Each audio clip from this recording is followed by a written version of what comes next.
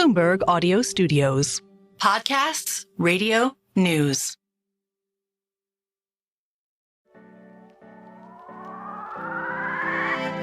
Well, Elon Musk is now the richest person on the planet.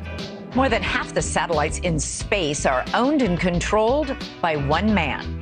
Well, he's a legitimate super genius. I mean, legitimate. He says he's always voted for Democrats, but this year it will be different. He'll vote Republican. There is a reason the U.S. government is so reliant on him. Elon Musk is a scam artist, and he's done nothing. Anything he does is fascinating to people.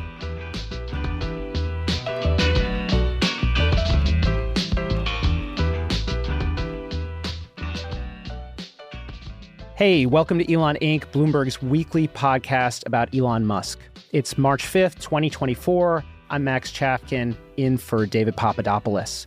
This week, we have courtroom drama for you. We're looking at an Elon feud between him and OpenAI, the maker of ChatGPT. Last Thursday, Elon sued Sam Altman, the co-founder of OpenAI, claiming that he breached his contract by pursuing profit over the public good. The funny thing is that Elon has his own for-profit AI company, X.AI. So there's some question about whether or not this is like a high-minded activity or another sort of brilliant troll by a very troll-happy billionaire.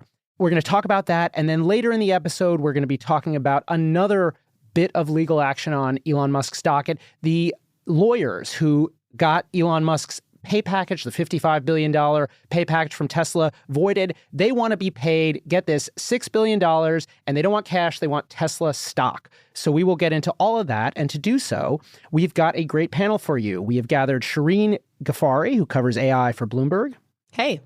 Dana Hull, now officially Bloomberg's chief Elon Musk reporter.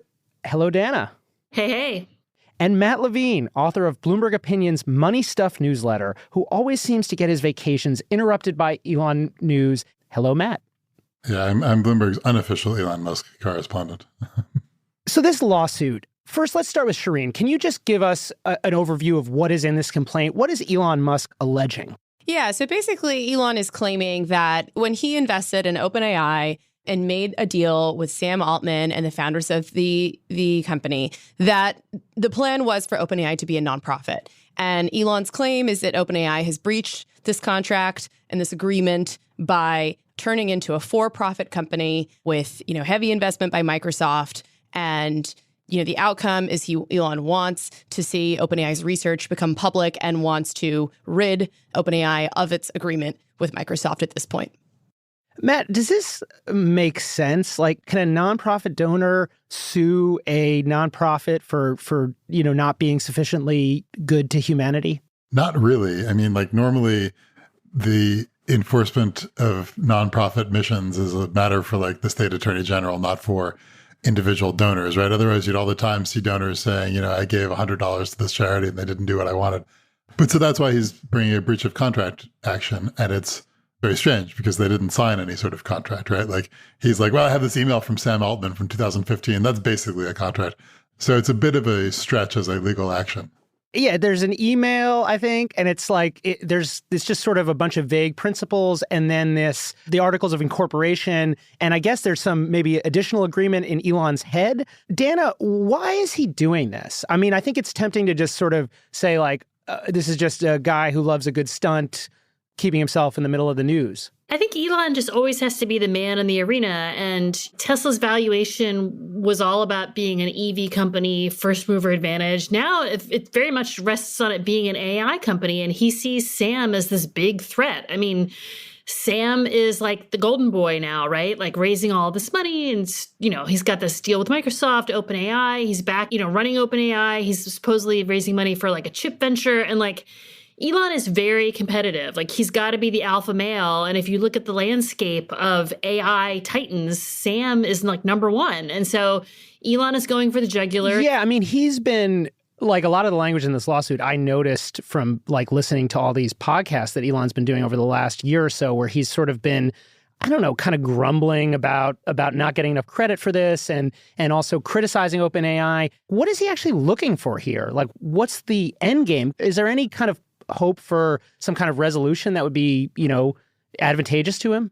I guess in his ideal world, like the whole OpenAI project falls apart and like they have to like reveal to the whole world what they're working on. And I mean, Shirin knows better than I do what the end game would be here. Yeah. So Elon makes an interesting case here that OpenAI has already reached AGI, or artificial general intelligence, this idea of when AI essentially surpasses or matches at least the intelligence of humanity. And that is OpenAI's mission and has always been, right, to build AGI, as is Google's, as is several other leading AI companies. Elon's making the case in this lawsuit that with GPT-4, OpenAI has already achieved AGI. And at that point, it actually is in their agreement with Microsoft that OpenAI and Microsoft's contractual agreements do no longer hold once OpenAI has reached AGI. Now, OpenAI says, no, we are far off from that. GPT-4, our latest model, is nowhere near being AGI. But that is the case that Elon is making, which is a bold one. And he actually cites some Microsoft research. It's very interesting, where a few Microsoft researchers did do this paper recently saying that we see sparks of AGI in the latest model. So he kind of uses Microsoft's own researchers' work to their peril in this suit. And we should say that OpenAI has not yet commented on this lawsuit, although Bloomberg did report over the weekend, basically a couple of memos in which they're waving it off, saying it's all bogus. Matt, where do you think this goes? I mean, do you think this could wind up in court, or is this going to be one of those lawsuits that, I don't know, we just never hear about again? I mean, he doesn't really settle, and like, what are they going to pay him? Like, there's no settlement here, right? So it's going to go to court. My suspicion is that he will lose fairly early on because of sort of basic things like there was no contract, he has no standing to sue, et cetera. But if that's not true, I don't know. It's fascinating. I mean, one strategic reason he might be bringing this lawsuit is because if he gets anywhere, he can get discovery, right? And he can like find out stuff about the inner workings of OpenAI, which is really useful to him as a guy who's building a competitor to OpenAI. And amazing tweet material too. Yeah. I mean, I think that a lot of lawsuits settle because for most people, it is unpleasant and expensive to conduct a lawsuit. For Elon Musk, it's extremely fun and he has a lot of money. So I think that he will end up not winning any substantive relief from this lawsuit, but we'll have a lot of fun doing it. To me, anyway, as a stunt, it's like a win-win, right? Because on one hand, the judge could say, yes, OpenAI got to AGI, and therefore it has to give up its, this Microsoft partnership is dead. Or on the other hand, a judge will have to say, no, your AI isn't very good, which would also be good for Elon Musk, I think. Matt, how do you rank this in the other sort of pantheon of dubious Elon Musk lawsuits? I'm sympathetic to this one. Like, I don't think he's going to win, Like, I don't think that, like, there was a contract, and I think, like, the legal theory here is dubious. But I look at this as, like, not a piece of strategy or whatever. I look at it as, like, he donated tens of millions of dollars to a nonprofit that is now an $86 billion startup that's raising money and commercializing stuff for Microsoft. And he's like, well, how did that work? Like, I think that's a very reasonable complaint, like, not as a legal matter, just as, like, a, personal matter. And so, of course, he's mad and he's bringing this lawsuit. I don't know. I'm sympathetic to that. He's pointing to some real hypocrisy with OpenAI, which is that, like, he's gone. Sam Altman has gone around saying, AI is really out of control. We gotta save the world from AI. And his solution seems to be putting the AI into like every Microsoft product. And there's something, I think Musk had a quote on this that's been circulating where he said it's as if you gave money to save the Amazon. And instead, it turned out that the Save the Amazon charity was actually just like cutting down trees. Dana, what do you make of that? I guess on its face, the idea that a nonprofit is now like a financially very lucrative, highly valued part of Microsoft maybe is problematic. I could see the argument for that. But I think the larger context here is that, like, Elon isn't just like an investor who feels like he was duped. He is a competitor. I mean, he has his own AI company. And this is the same guy, let us remind everyone, who made this big show of like signing a letter saying that AI should be paused while he was like secretly creating his own startup. So like, I just don't have a lot of empathy for Elon in this regard because he's always got his own interest at play. And right now his own interest is that through X and X.AI, he's trying to start his own competitor to ChatGPT, which is Grok. And so... Yeah, there are two competitors, actually. XAI and Tesla is a competitor, right? In a sense. If you take the view that, like, yeah, Tesla is trying to do full self-driving and, like, Tesla has all this data and Tesla is training all of these models all the time. But I just want to make sure there's, as long as everyone realizes that, like, Elon is not just like an investor who's sad that OpenAI is no longer a nonprofit or isn't really a nonprofit. He's like a tech titan who has his own AI ambitions and sees Sam as the number one threat to what he's trying to accomplish. Yeah, Shirin, you're reading on this, like, as you look at the competitive landscape, we've talked with you on earlier episodes about Grok, this kind of like, kind of surprisingly competent ChatGPT clone, like ChatGPT, but a little less woke. I mean, is this as simple as like he could harm a competitor with this lawsuit? He's, at the very least, making things a little annoying for Sam Altman, if not worse? I think two things can be true. I think OpenAI is clearly a competitor to Elon's company, so he has an incentive there to go up against them. On the other hand, it is true that OpenAI started as a nonprofit, and now it's not. And Elon did donate a lot of money toward it. And so I think that Elon's case brings up some valid questions about the trajectory of OpenAI. And I think, his personal motivations and incentives can certainly be wrapped into this case. It's hard to separate that out. But I do think this is bringing some really, worthwhile questions to surface. What's like the realistic outcome, though? Could the judge be like, yes, gavel, gavel, GPT-4 is dead, sorry, and now we have to use Grok when we're doing Excel or whatever in the future? I mean, I don't think that the court's going to mandate that you use any certain software, probably certainly not Grok, but I do think, look, I'm not a legal expert, but from the legal analyses I have seen, it seems like certainly this would be a difficult case, but you could essentially force OpenAI, sure, to open source its models or to go about abiding by its contract in a different way, in the way that Elon wants it to, which is to say that now OpenAI's contract with Microsoft is severed. We have to just license this stuff to the public, to Elon and anyone else. I think it's more about open sourcing the software of OpenAI rather than any certain person using any certain tool. So like Matt's saying, a public good, right? Right. One thing that I think is interesting about this case is that Sam Altman and Elon Musk got together to found a nonprofit. These are guys who are so deeply part of the startup tech Silicon Valley ecosystem where Elon Musk clearly thinks he's doing a lot of good for the world by starting for-profit companies. It's just strange that they decided the way to do the most good for the world is by starting a nonprofit, because they never had that thought before about all of their other businesses. And Elon Musk is running his own AI business out of a for-profit company. It just feels like everyone here is unfamiliar with what a nonprofit is and uncomfortable with it. And everyone just kind of wants it to be a for-profit business, but it gives Elon some leverage to mess with Sam Altman's for-profit nonprofit. I do think being a nonprofit was part of the pitch that appealed to certain researchers in the AI community. I think we have to remember that there's such fierce competition for these people who are, PhDs and really understand AI. And so I do think that was a good way to differentiate what OpenAI was doing compared to Google at the time. And that's really, if you look at the history of OpenAI, it was created as this antidote to Google's private development of potentially this life-changing AGI. So I think that's why it started. Now, like you're pointing out, whether everyone really understood what it means to be a nonprofit is a different question. Yeah, I think also another thing that was very important to attracting researchers was paying them a lot of money, including in stock options, which you can't really do at a nonprofit, and they did anyway. So the for-profit is also very important to attracting researchers. Yeah, absolutely. Well, and not only that, but it's not only a form of governance that they're all unfamiliar with, but it's one that they've in previous years talked about how bad it is, right? Like the whole point, the whole premise of Elon Musk's thing is that, Silicon Valley, this tech startup way of doing things is uniquely, innovative. It's basically the way to solve all the world's problems. And you kind of have OpenAI maybe pursuing that, and Elon Musk is on the outside of it for a change and is I don't know, a little jealous. Yeah, I think if you asked Elon Musk on any day except last week, who does more good for the world, nonprofits or for-profit startups, he would have said for-profit startups, right? But then last week, it's nonprofits. Okay, that's it for AI. We're going to leave Shirin, let her get back to reporting on this as it develops. Thank you, Shirin, for your time today. Great. Thanks for having me.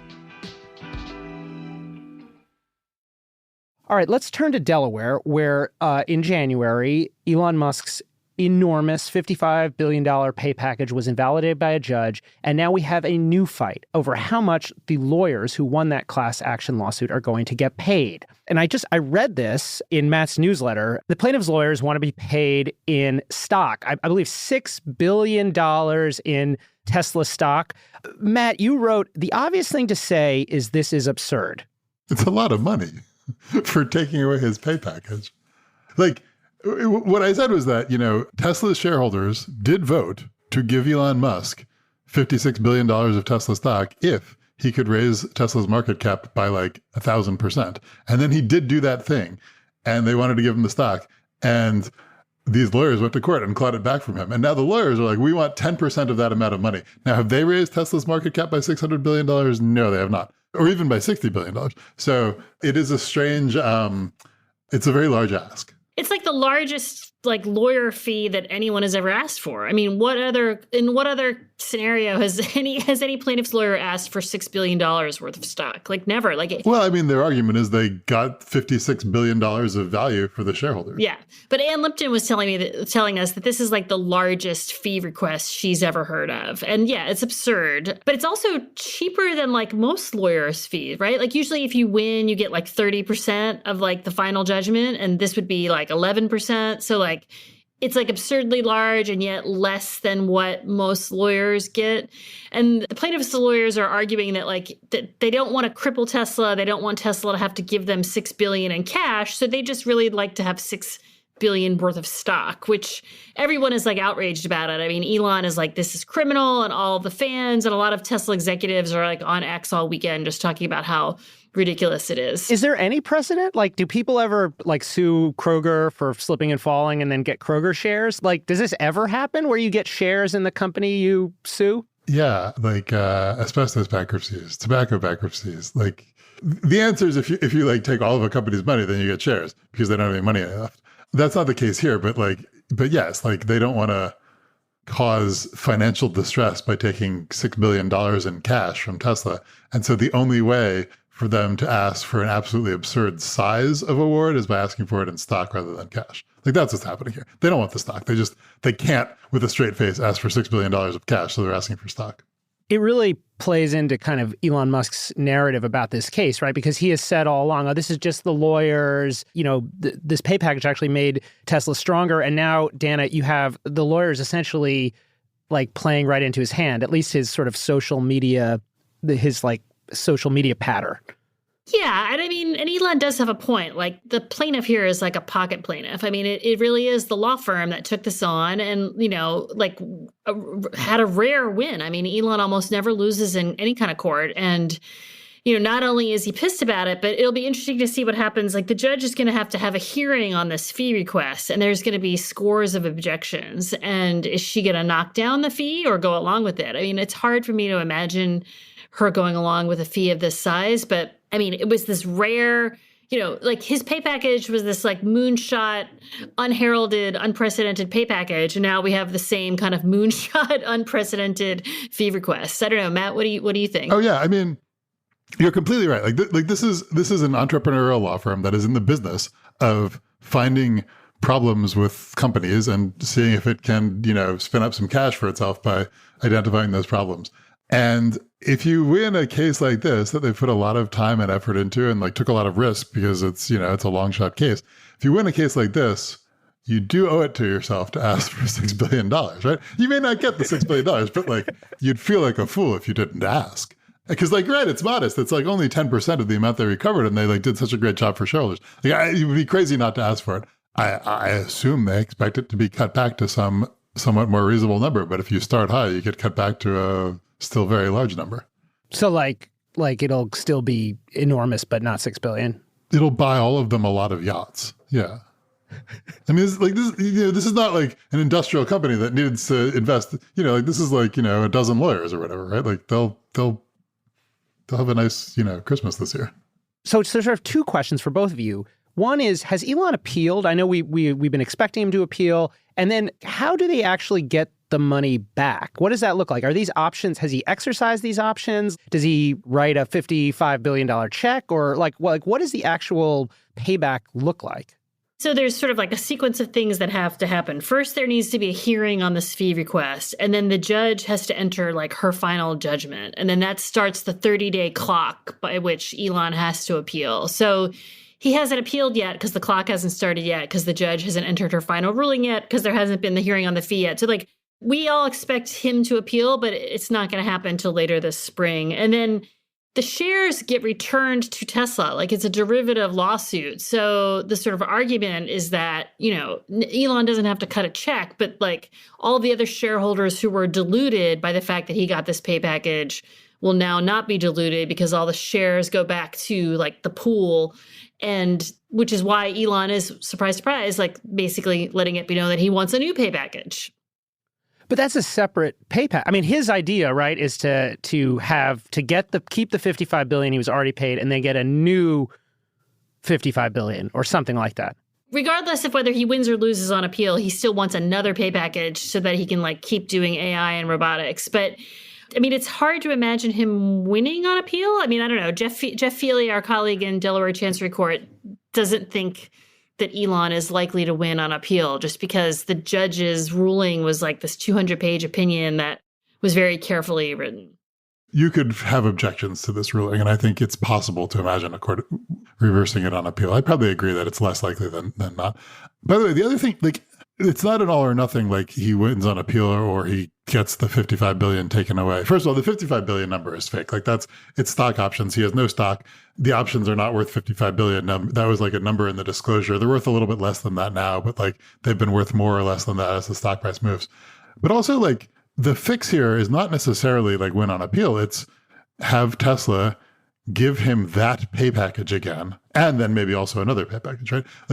What this ruling says is that the pay package they gave him in 2018 was invalid, but it's still a company with a board of directors that can make decisions. And if they made a decision we think he deserved half of that pay package, we take the judge's point that he didn't deserve $55 billion, but he deserves $30 billion. And we're going to submit it to a vote of the shareholders. We're going to fix what happened last time where the judge found that the shareholder vote was not fully informed. So we're going to give the shareholders more information about the decision-making, and we're going to ask the shareholders to vote again to give him $30 billion of options based on his 2018 performance. The shareholders will vote yes, right? And then it's just a question of will that hold up in court? And I think they can do things to fix the problem and make it more bulletproof in court next time. So I don't think that this is he gets nothing or he gets $55 billion. And I think even if he loses on appeal, there are ways for Tesla to continue pumping money to him. If they move to Texas, right? That's one avenue, right? If they move the incorporation of the company to Texas. That's a really complicated avenue where someone will sue to prevent them from moving to Texas, and then we'll have a really, really fun court case. But I think even without, I think the right move strategically and legally is for them to pay him more in Delaware, even before trying to move to Texas. But Elon may not want to hear that advice. It sort of feels to me that these two things are connected, these two topics we've been talking about, because Elon is threatening essentially to do his AI stuff outside of Tesla unless he gets another big pay package. At the same time, he's filing this, mega lawsuit, super fun, chock full of details and sort of hilarity about how instrumental he was in the creation of OpenAI, this super valuable startup. I mean, these two things are related, right? This is all part of some kind of strategy to get the Tesla board to pay him another $50 billion? I mean, he doesn't need that much strategy. He could go to Tesla and be please pay me $100 billion. And then he'd be here you go. Now there's some legal strategy in the background where yes, he needs a credible threat so that when they go back to court, he can be see, I would have left if they didn't pay me that money. But do you think it strengthens his case, on appeal or whatever, that he's an AI pioneer, that he's thought about leaving before, that, that this is swirling around it? A little bit. I think that when you read the judge's decision in this case, she's they said they needed to pay him this much to retain him, but in fact, he had said things I'm a Tesla lifer, I'm never going anywhere, this is my legacy. And so they didn't really need to pay him this much to retain him. And that was all stuff he said in 2018. Now, now he's got 7 other companies and he's, publicly saying how distracted he is and how he's lost interest in Tesla. They do need to pay him more to retain him. So I think they will have the next pay package they give him, they will have a better case that they need to do it to motivate him, which is a double-edged sword. It's sort of it sort of suggests that he is not fulfilling his fiduciary duties to Tesla shareholders in some way. But I think it probably does help him at the margin. I also wonder if this is sort of an attempt to just try to bring some real change to Tesla's board. I mean, it seems like the board is really the problem, right? Elon has stacked the board with very close friends. They vacation together. I mean, this all came out in testimony. So I wonder if part of the judge's role here is to try to push for real governance change. But then that's hard to imagine too, because I don't really see a lot of big outsiders coming in and starting a board fight with Elon. I mean, it's Elon's board. It always has been. And you need a way to motivate Elon. How do you motivate the richest person on the planet to stick with the company when he has 1 billion startup ideas in his own head and is he's currently running 6 companies. And so Tesla has always struggled with how to keep him engaged in Tesla, because if he walked completely, the valuation of that company would be very much in question. And so the board has always wrangled with how do we keep Elon engaged? How do we keep him here when his first love is clearly SpaceX? And it's wild. I mean, because he is a part-time CEO. I mean, there's no other CEO who just works part-time like this. It's pretty amazing how little time Elon spends at Tesla. I mean, granted, he would argue that he sleeps there when he needs to and he's working around the clock. But I mean, the man hyper focuses, but then he is AWOL and doing his other things. We're going to go to our ending segment called Is This a Thing? And in which you too have to tell me, is this a thing? And the topic of this is a tweet from Elon Musk on February 28th. Tonight, we radically increased the design goals for the new Tesla Roadster. There will never be another car like this, if you could even call it a car. Tesla/SpaceX collab, production design complete and unveil at the end of the year, aiming to ship next year. Dana, is this real? Yes, I think it's real. Are they going to stick to the timeline? No. But the backdrop of this is that BYD is now Tesla's biggest competitor. They're the Chinese company that makes a lot of cars. They're the leader in EV sales. And they also have some kind of new supercar. Remind everyone, Tesla first said that they were working on a next generation Roadster in 2017. We started Tesla with a sports car, Tesla Roadster. It was the foundation of the whole company. It was the Tesla Roadster. People have asked us for a long time, when are you going to make a new Roadster? We are making it now.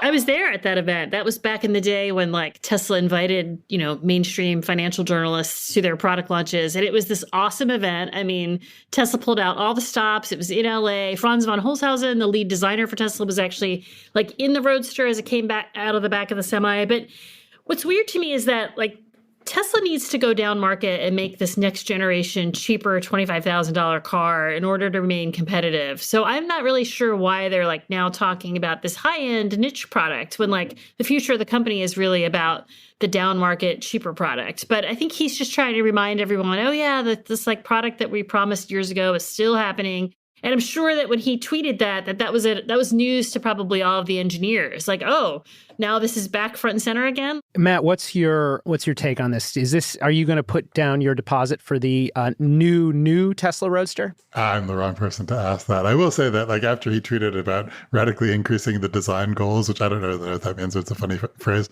He also did a callback to his 2018 tweet where he said, SpaceX option package for new Tesla Roadster will include 10 small rocket thrusters arranged seamlessly around car. Maybe they will even allow a Tesla to fly. So, it's always a little bit of not a thing, but, I believe, Dana, that there'll be a Roadster and stuff like that. So do you think it's 11 rocket boosters with the radically increase the design goals? Maybe that's what he means. He did retweet or grok, whatever. He did call that back. So, yeah. He wants us to, he also had some joke about we were promised flying cars and all we got was 280 characters. And now he's basically kind of promising, wink, wink, that there will be flying cars. All right. On that note, let's end here. Thank you for listening to Elon Inc. And thanks to Dana and Matt. Thank you. Thank you. Thanks, guys. Before we go, a programming note. Elon Inc. is going to South by Southwest next week in Austin, Texas. We're going to be doing a live taping on Tuesday, March 12th at 10 a.m. If you're in Austin at South by Southwest, please come say hi to us. We'll be talking to Sue Chan, the editor-in-chief of the Texas Tribune, and Rachel Monroe, the New Yorker's Texas correspondent. We're going to be talking about how much or how little Elon has impacted his home state, and perhaps how much his home state has impacted Elon.